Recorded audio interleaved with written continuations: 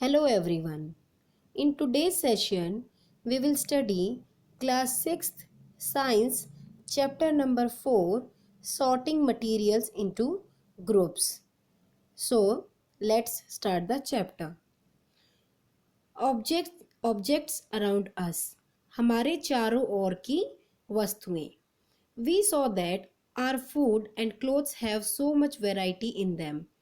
हमने देखा है कि हमारे खाने में और क्लोथ्स में बहुत सारी डिफरेंट डिफरेंट वेराइटीज़ हैं. Not just food and clothes, there is a such a vast variety of objects everywhere.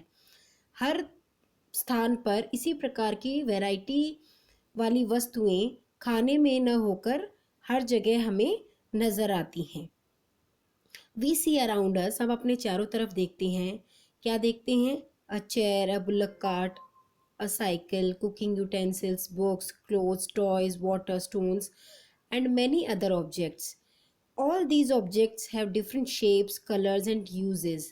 जैसा फिगर 4.1 में दिखाया है कि हम अपने चारों तरफ बहुत सारी अलग अलग चीज़ें देखते हैं, जैसे कुर्सियाँ, बैलगाड़ियाँ, साइकिल और खाना बनाने के यूटेंसिल्स, बर्तन, बुक्स, देन क्लोथ्स, देन पानी, पत्थर, ये सभी अलग अलग वस्तुएं हम देखते हैं. और इन सभी वस्तुओं की शेप्स अलग अलग होती है और इनके कलर्स भी अलग अलग होते हैं. साथ ही इनके यूजेस, यानी ये किस प्रकार से अलग अलग तरह से इस्तेमाल किए जाते हैं, जैसा फिगर 4.1 में बताया है.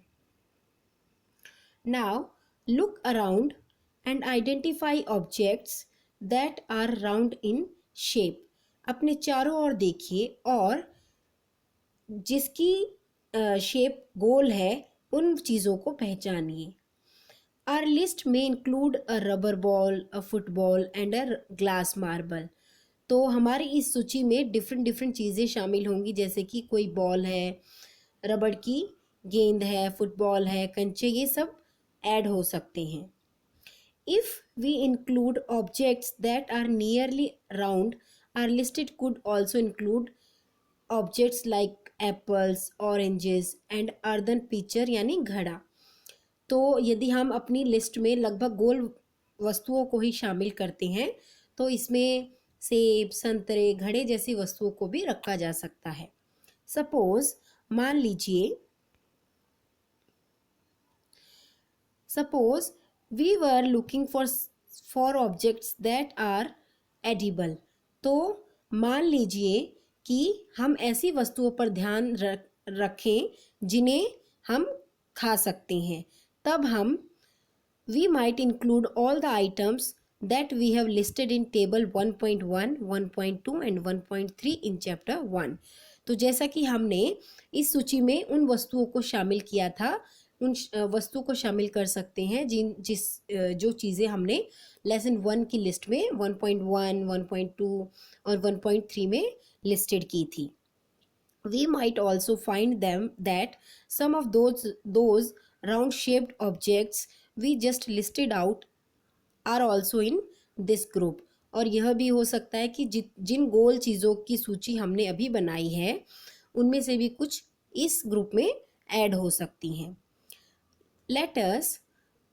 Let's say we wish to make a group of objects that are made of plastics. तो मान लीजिए हम प्लास्टिक की बनी वस्तुओं का एक ग्रुप बनाते हैं.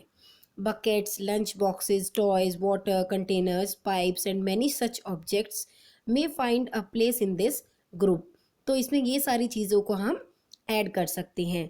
Buckets, lunch boxes, toys, water containers, pipes, ये सब इस ग्रुप में हम ऐड करते हैं. There are so many ways to group objects.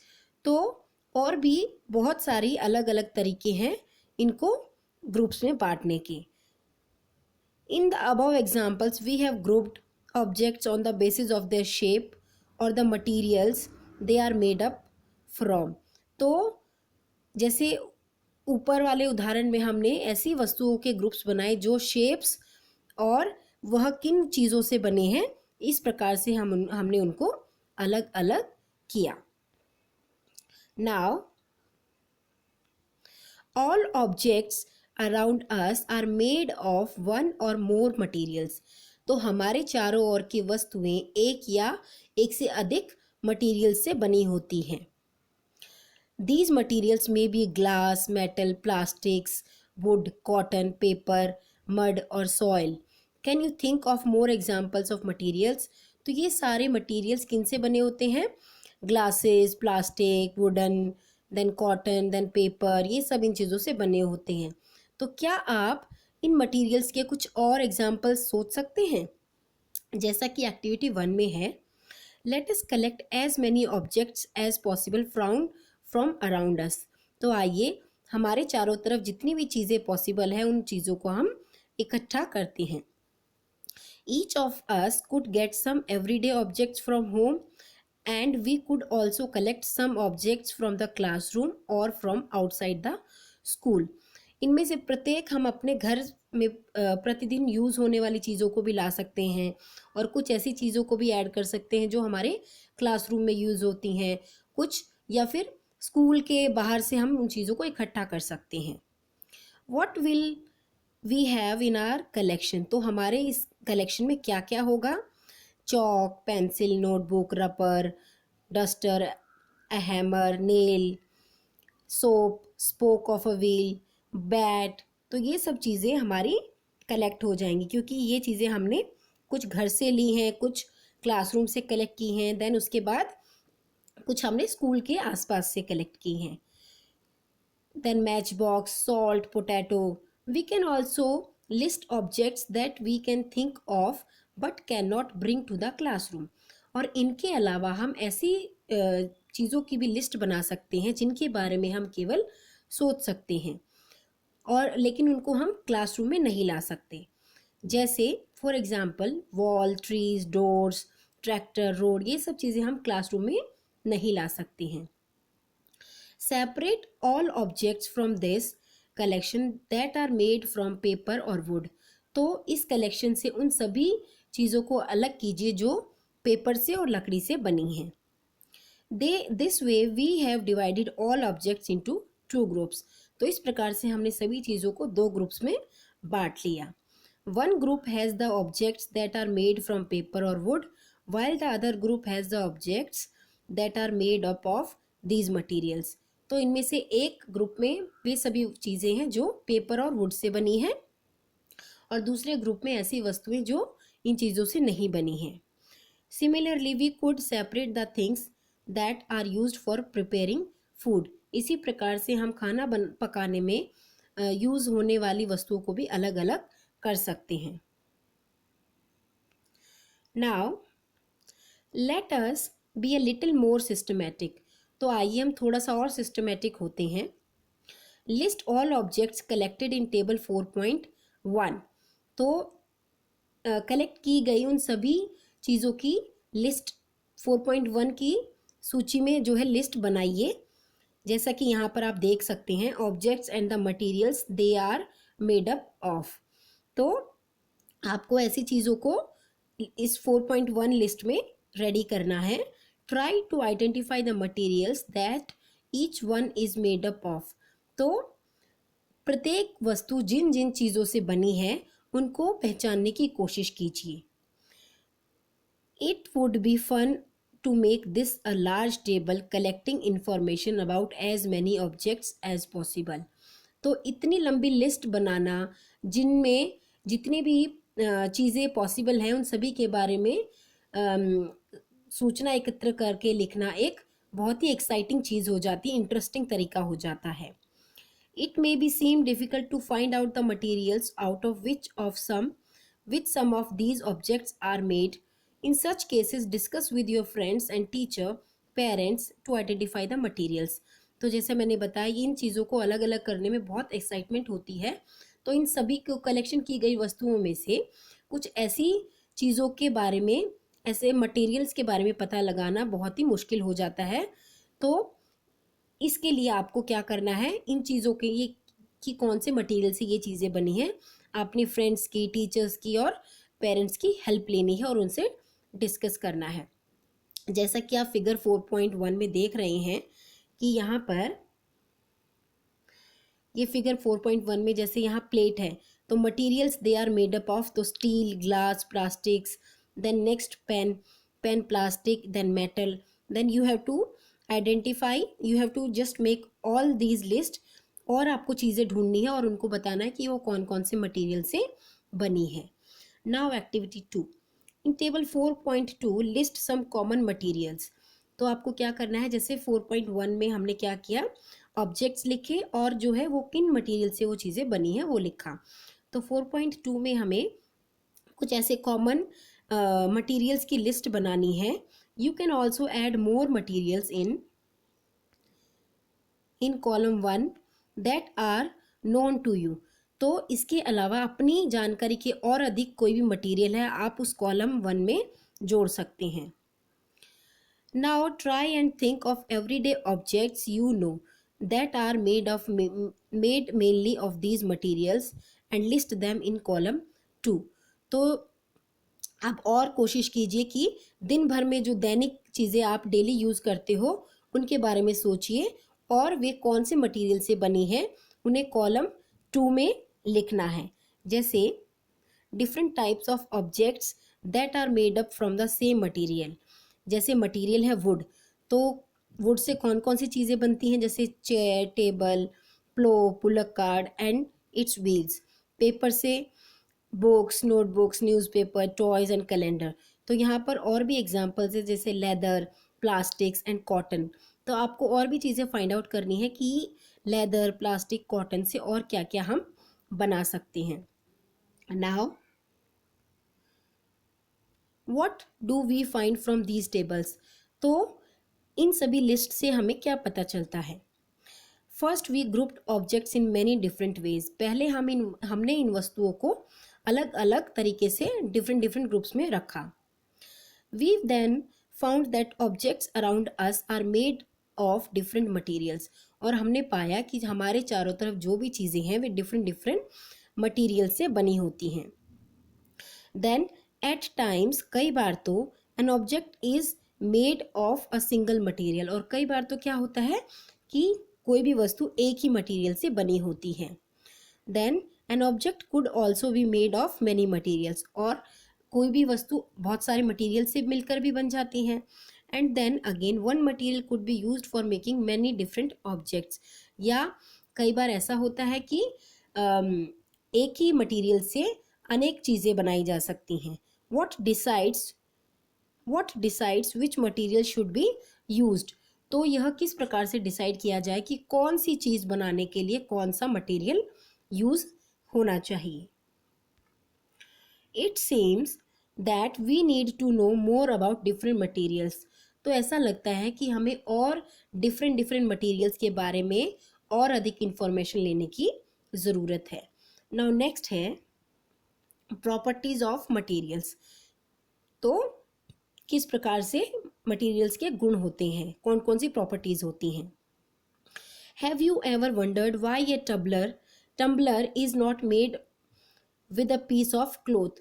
अभी क्या आपने कभी यह जानने की कोशिश की है कि ग्लास कपड़े का क्यों नहीं बनाया जाता, जो टम्बलर होता है वो कपड़े का क्यों नहीं बनता है. Recall our experiment with pieces of cloth in chapter 3 and also keep in mind that we generally use a tumbler to keep a liquid. तो आपने जैसे लेसन 3 में कपड़े के टुकड़ों के साथ जो एक्सपेरिमेंट किया था, हमने किया था, वह आप याद कीजिए और ध्यान में रखिए कि हम ग्लास का उपयोग किस लिए करते हैं, लिक्विड रखने के लिए करते हैं. Therefore would be it not be silly. तो अगर हम ऐसा करेंगे तो यह बहुत ही एक सिली बात हो जाती है कि if we were to make a tumbler out of cloth, कि हम एक कपड़े का ग्लास बनाए और उसमें कोई भी लिक्विड चीज़ रखे, तो वो एक बहुत ही गलत, मतलब बहुत ही हास्यास्पद बात हो जाती है. So what we need for a tumbler is glasses, plastics, metal और other such material that will hold water. तो ग्लास बनाने के लिए हमें कांच, प्लास्टिक और जो है मटेरियल या फिर कोई भी ऐसा मटेरियल होना चाहिए जो पानी को रोक सकता है. तो जैसे we see then We see then that we choose a material to make an object depending on its properties and the purpose for which the object is to be used. तो इसी प्रकार से हमें ऐसी चीज़ ऐसा मटेरियल यूज़ करना चाहिए जो ऐसी प्रॉपर्टीज़ वाली चीज़ होनी चाहिए जो पानी को रोक सके। तो जैसे so what are all properties of materials that what would be important for their usage. तो इसी प्रकार से खाना पकाने वाला जो पात्र होता है वो कागज़ का उपयोग करना बुद्धिमानी वाला कार्य नहीं होता है। तो हम देखते हैं कि हमारे द्वारा किया गया कोई भी मटेरियल का चूज़ करना वो उस मटेरियल की प्रॉपर्टीज़ और उपयोग किए जाने वाली वस्तुओं के अकॉर्डिंग होना चाहिए। तो और प्रॉपर्टीज़ जो मटेरियल्स होते हैं उनमें कौन कौन सी प्रॉपर्टीज़ होती हैं जो उसके उपयोग के लिए बहुत इंपॉर्टेंट होती हैं। तो नीचे कुछ सम प्रॉपर्टीज़ आर डिस्कस्ड हियर। तो कुछ प्रॉपर्टीज़ यहाँ डिस्कस की हुई हैं, जैसे अपीयरेंस। तो सबसे पहले है वह कैसा दिखता है। Materials usually look different from each other. तो जो मटेरियल्स होते हैं वो जनरली एक दूसरे से अलग दिखाई देते हैं। Wood looks very different from iron. लकड़ी बिल्कुल लोहे से बिल्कुल अलग दिखाई देती है। Wood looks very different from iron. Then iron appears different from the copper और एल्यूमिनियम। तो जैसे लकड़ी से लोहा आयरन बिल्कुल डिफरेंट होता है, उसी तरह से लोहा, तांबे या फिर एल्यूमिनियम की चीज़ें भी अलग अलग होती हैं। At the same time, there may be some similarities between iron, copper and aluminium that are not there in wood. लेकिन कई बार आयरन, कॉपर और एल्यूमिनियम में कुछ ऐसी सिमिलैरिटी समानताएं होती हैं जो एक वुड में नहीं होती हैं। जैसा यहाँ एक्टिविटी 3 में है, collect small pieces of different materials, paper, cardboard, would, copper wire, aluminium sheet, chalk. Do any of these appear shiny? Separate the shiny materials into a group. तो आपको क्या करना है, डिफरेंट मटेरियल्स कलेक्ट करने हैं, जैसे कार्डबोर्ड है, would है, कॉपर वायर है, एल्यूमिनियम शीट है, देन चॉक है. ये सब चीज़ों को कलेक्ट करना है. तो क्या इनमें से कोई भी चीज़ चमकीली आपको दिखाई पड़ रही है? और ऐसी कोई भी चमकीली चीज़ को एक अलग जो है सेपरेट करना है. Now observe as the teacher cuts each material into 2 pieces and look at the freshly cut surface, जैसा फिगर 4.3 में है. What do you notice? Does the freshly cut surface of some of these materials appear shiny? Include these objects also in the groups of shiny materials. तो अब जैसे ही आपके teacher आपके किसी भी मटेरियल को 2 भागों में कट करते हैं, तो जो फ्रेश काटा हुआ टुकड़ा होता है, आप उसको ध्यान से देखिए. तो आपको क्या नज़र आता है? जो फ्रेश काटी हुई चीज़ है वो अलग से शाइनी होती है. तो इन चीज़ों को भी शाइनी मतलब जो है शाइनी मटेरियल्स के अकॉर्डिंग इनको अलग अलग सेपरेट करना है. Do you notice such a shine और अ लस्चर? लस्चर क्या होता है? लस्चर यानी उसकी चमक. In the other materials cut them any way as you can. Repeat this in the class with as many materials as possible and make a list of those with or without luster. Instead of cutting, you can rub the surface of material with sandpaper to see if it has luster. तो आपको क्या करना है, उन चीज़ों को इसी प्रकार की कोई भी जिसमें चमक होती है, लस्टर होता है, जैसा भी पॉसिबल हो किसी भी ढंग से उन्हें काटिए. और ऐसा आप अपनी क्लास में किसी भी चीज़ के साथ कर सकते हैं. और जब आप काटते हैं उसको, तो काटने के स्थान पर आप देखेंगे कि या फिर आप उसको काट भी सकते हैं या फिर उसको रगड़ भी सकते हैं, जिससे उसमें पता चले कि उसमें शाइनिंग है, लस्टर है कि नहीं. Materials that have such luster are usually metals. तो कोई भी मटेरियल जिसमें इस प्रकार की चमक होती है वे क्या कहलाती हैं? मेटल्स होते हैं. Iron, copper, aluminium and gold are examples of metals. तो ये सभी मेटल्स होते हैं, iron, copper, aluminium and gold. Some metals often lose their shine and appear dull because of the action of the air and moisture on them. लेकिन कुछ metals ऐसे होते हैं वे अपनी चमक खो देते हैं और थोड़े से डल दिखने लग जाते हैं. क्यों? Because of action of air and moisture on them, क्योंकि उन पर जो है वायु और नमी की जो है एक्शन उस पर हो जाता है, तो जिसके कारण वे अपनी शाइनिंग खो देते हैं और वो थोड़े से डल दिखने लग जाते हैं। We therefore notice that the lustre only on their freshly cut surface, तो इसलिए हमने देखा कि जो फ्रेशली कट वाली चीज़ें होती हैं उन्हीं में लस्चर होता है, उन्हीं में चमक होती है। When you visit an iron smith और a workshop, look out for freshly cut surfaces of metal rods to see if they have lustre. तो क्या आप किसी भी आयरन स्मिथ यानी लोहार या किसी भी वर्कशॉप में गए हैं कभी, तो आप देखेंगे कि जो भी फ्रेशली कट सरफेसेस होती हैं मेटल रॉड्स, उनका जो लस्चर होता है उसमें चमक है या नहीं है। नाउ हार्डनेस, अभी हमने देखा कि अपीयरेंस कैसी होती है, अभी हार्डनेस यानी उसकी कठोरता। When you press different materials with your hands, some of them may be hard to compress while others can be easily compressed.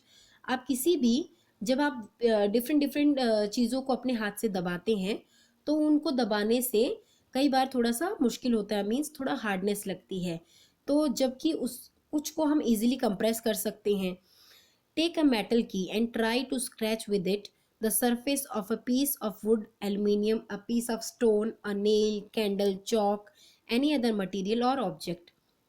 तो आपको क्या करना है, मेटल की एक चाबी लीजिए तथा उससे क्या करना है, लकड़ी, एल्यूमिनियम और कोई भी स्टोन का टुकड़ा, नेल, कैंडल, चौक, इन सभी वस्तुओं को उससे स्क्रैच करने की कोशिश कीजिए। Now you can easily scratch some materials while some cannot be scratched so easily। तो आप नोटिस करेंगे कि कुछ चीज़ों को आप इजीली स्क्रैच कर सकते हैं और कुछ चीज़ों को आप इजीली स्क्रैच नहीं कर सकते हैं। materials which can be compressed or scratched easily that easily are called soft, जिसको आप इजीली कंप्रेस कर सकते हैं, स्क्रैच कर सकते हैं, वो सॉफ्ट होते हैं। while some other materials which are difficult to compress are called hard, और जिनको आप कंप्रेस नहीं कर सकते और थोड़े से स्क्रैच नहीं कर सकते उस पर, वो क्या होता है, हार्ड होता है। फॉर एग्जाम्पल कॉटन और sponge is a soft while iron is hard. तो उदाहरण के लिए जो कॉटन होती है और स्पंज होता है वो सॉफ्ट होते हैं, लेकिन लकड़ी वुड क्या होती है, आयरन इज यानी जो है लोहा कठोर होता है। इन appearance materials can have different properties like lustre, hardness, B rough और स्मूथ। तो कई बार अपीयरेंस में मटेरियल्स दिखने में कैसे हैं, उनके डिफरेंट डिफरेंट गुण जो है वेराइटीज प्रॉपर्टीज हो सकती है, जैसे वो चमक होती है, उसमें हार्डनेस होती है, कई बार रफ होता है, कई बार स्मूथ होता है। तो can you think of some other properties that describe the appearance of a material. तो क्या आप उन अन्य गुणों के, अन्य प्रॉपर्टीज के बारे में सोच सकते हैं जो किसी भी वस्तु की अपीयरेंस का वर्णन यानी उसको डिस्क्राइब करते हैं। Now there is an activity soluble और इनसॉल्यूबल, कि सॉल्यूबल होता है किसी भी चीज़ में मिल जाना और इनसॉल्यूबल जब वो कोई भी चीज़ उसमें नहीं मिले। तो यह एक्टिविटी 4 है, collect samples of some solid substances such as sugar, salt, chalk powder and sand and sawdust. Take 5 glasses or beakers. Fill each one of them about 2/3 with water. Add a small amount spoonful of sugar to the first glass. तो आपको क्या करना है, कुछ solid चीज़ें लेनी, जैसे चीनी है, देन सॉल्ट है, चॉक पाउडर है, देन सैंड है, देन ये सब चीज़ें आपको कलेक्ट करनी है और 5 कांच के ग्लास लेने हैं और हर ग्लास में आपको 2/3 भाग तक जो है उसके पार्ट तक पानी भरना है। देन उसके बाद add small amounts of other substances into other glasses.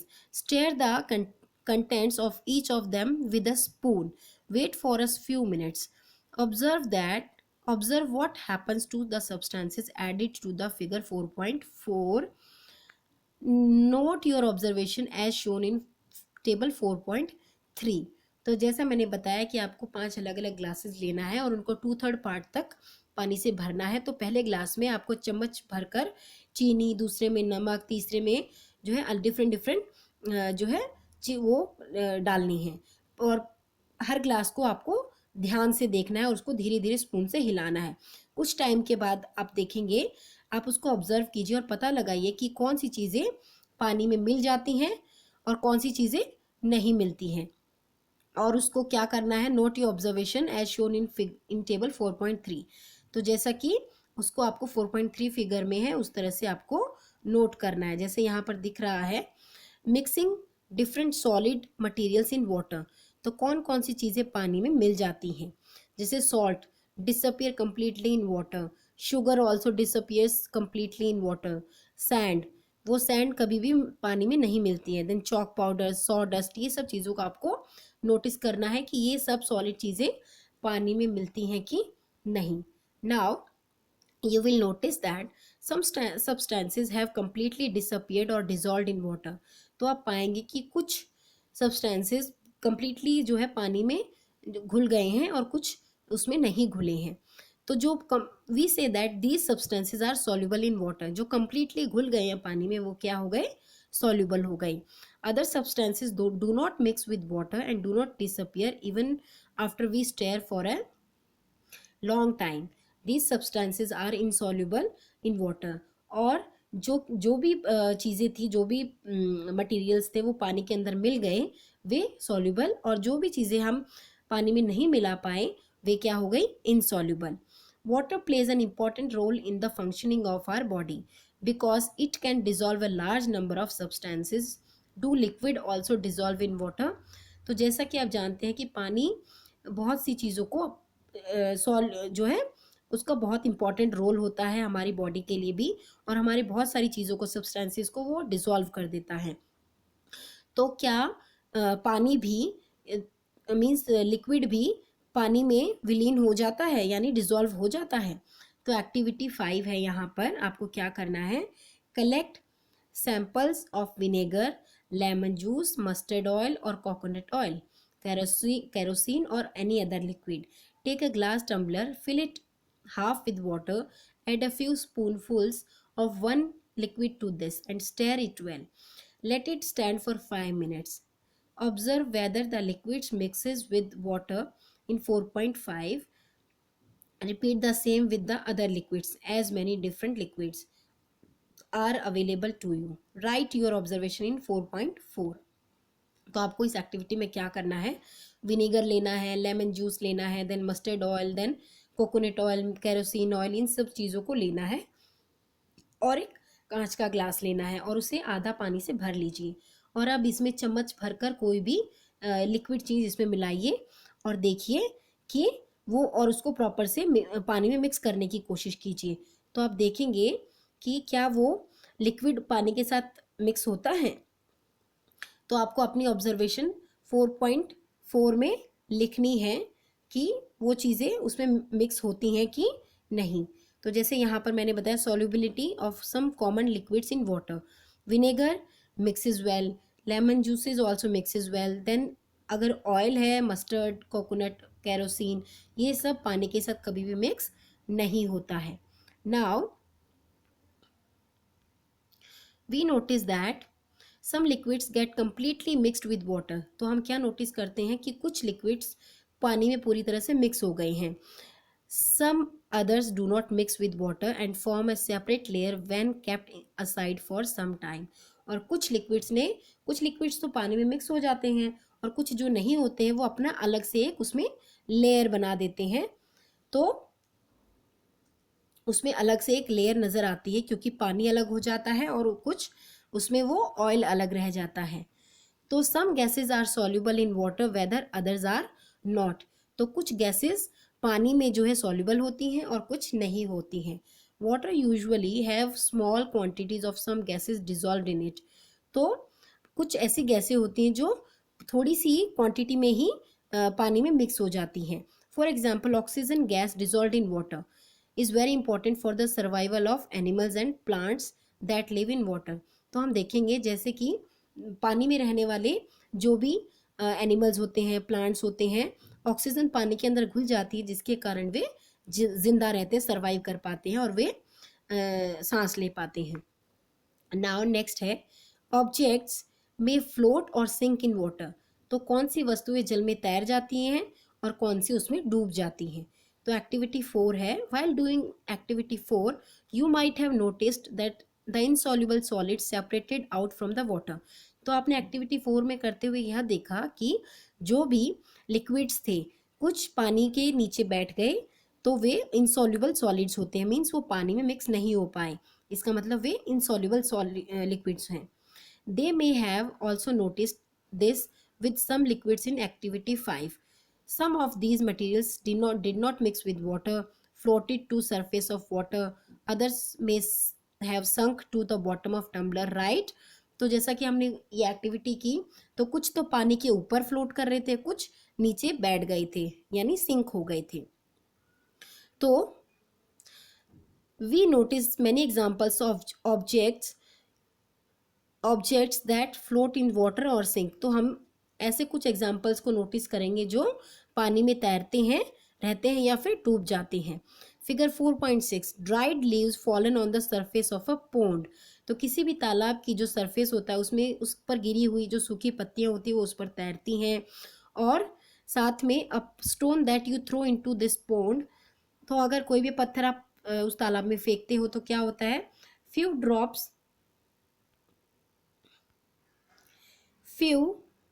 Drops of honey that you let fall into a glass of water. तो आप तो जैसे किसी भी तालाब की सरफेस पे सूखी पत्तियां ऊपर तैरती हैं और अगर उसी तालाब में आप कोई भी स्टोन फेंकते हैं, कंकड़ फेंकते तो वो पानी में सिंक हो जाता है। शहद की कुछ बूंदें जिन्हें आप ग्लास के जल पानी में डालते हैं तो इससे क्या होता है। Boojho would be like you to give him 5 examples of each. तो बूजो यह चाहता है कि आप उसे पानी के ऊपर सरफेस पर तैरने वाले तथा 5 एग्जाम्पल्स आपको पानी में डूबने यानी सिंक वाले एग्जाम्पल्स आप उसको देंगे। What about testing these same materials to see if they float और sink in other liquids like oil. तो बाकी दूसरे लिक्विड्स जैसे कि ऑयल में भी ये सारे जो चीज़ें हैं, जो ये सारे मटेरियल्स हैं, ये तैरते हैं या डूब जाते हैं। तो हम देखने के लिए ये टेस्टिंग करेंगे, परीक्षण करेंगे। देन है ट्रांसपेरेंसी। ट्रांसपेरेंसी होता है पारदर्शिता। तो you might have played the game of hide and seek. तो आपने अपने लुका छुपी का खेल खेला होगा। Think of some places where you would like to hide so that you are not seen by others. तो उन जगहों के बारे में सोचिए जहां आप खेलते समय छिपना चाहेंगे और आपको कोई भी देख नहीं पाए। Why did you choose those places. तो आप ऐसी जगहों को क्यों चूज करते हैं जहां आपको कोई भी ना देख पाए। Would you have tried would you have tried hide behind a glass window.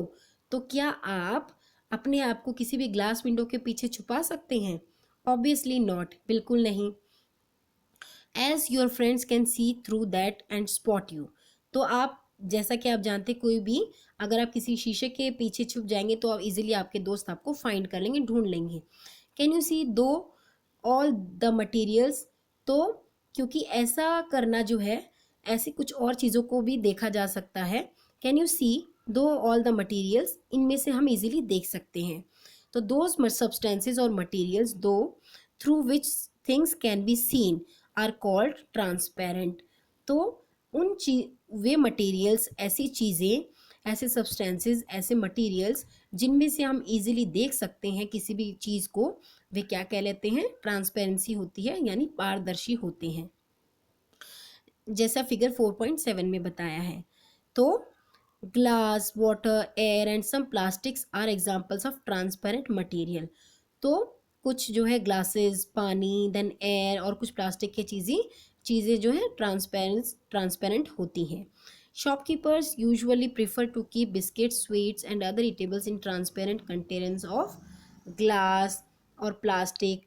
तो आपने देखा होगा कि दुकानदार बिस्किट और स्वीट्स वगैरह और भी कोई खाने की चीज़ें वे किस में रखते हैं, ऐसी ट्रांसपेरेंट कंटेनर्स में रखते हैं जिसको हम इजीली देख सकते हैं ताकि जो भी खरीदने वाले होते हैं उसको आसानी से वो देख सकें, जैसा कि फिगर 4.8 में दिखा रहा है।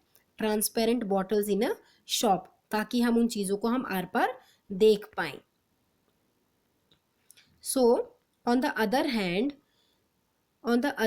there are some materials through which are not able to see। और इसके अलावा कुछ ऐसे मटेरियल्स होते हैं जिनमें से हम आर पार नहीं देख पाते, तो उन्हें हम क्या कहते हैं? These materials are called opaque. You cannot tell what is kept in a closed wooden box, a cardboard, carton or a metal container. तो अगर आप यह नहीं बता सकते कि कोई भी लकड़ी का जो बॉक्स है या कार्डबोर्ड है या कोई मेटल की कोई भी चीज़ है उसके अंदर क्या रखा है, क्योंकि वो ट्रांसपेरेंट नहीं होता है. Wood, cardboard, metals are examples of opaque materials. तो जो है ये सब अपारदर्शी, ओपेक यानी अपारदर्शी मटेरियल्स का एग्जाम्पल्स है, क्योंकि इनमें से हम आर पार नहीं देख सकते हैं. So do we find that we can group all materials and objects without any confusion as either opaque or transparent. तो क्या अब हम यह समझते हैं कि हम बिना किसी कन्फ्यूजन के ऐसी वस्तुओं में मटेरियल्स और ऑब्जेक्ट्स में डिफरेंस कर सकते हैं कि कौन सी चीज़ें ओपेक में हैं और कौन सी चीज़ें ट्रांसपेरेंट होती हैं, उनको अलग अलग हम कर सकते हैं. Now activity 6. Take a sheet of paper and look through it towards a lighted bulb. Make a note of your observation. तो कागज़ की एक शीट लीजिए और इसमें से होकर किसी भी बल्ब को जो है आर पार नज़र आए ऐसा कीजिए. Make a note of your observation, और अपने ऑब्जर्वेशन को नोट कीजिए. तो आपको क्या करना है? Now put 2-3 drops of some oil and spread it on the sheet. तो जो है आपको उस शीट के ऊपर थोड़ा सा ऑयल की कुछ बूंदे या फिर कुछ स्प्रेड इट, थोड़ा सा घी लगा देना है और उसको फैला देना है.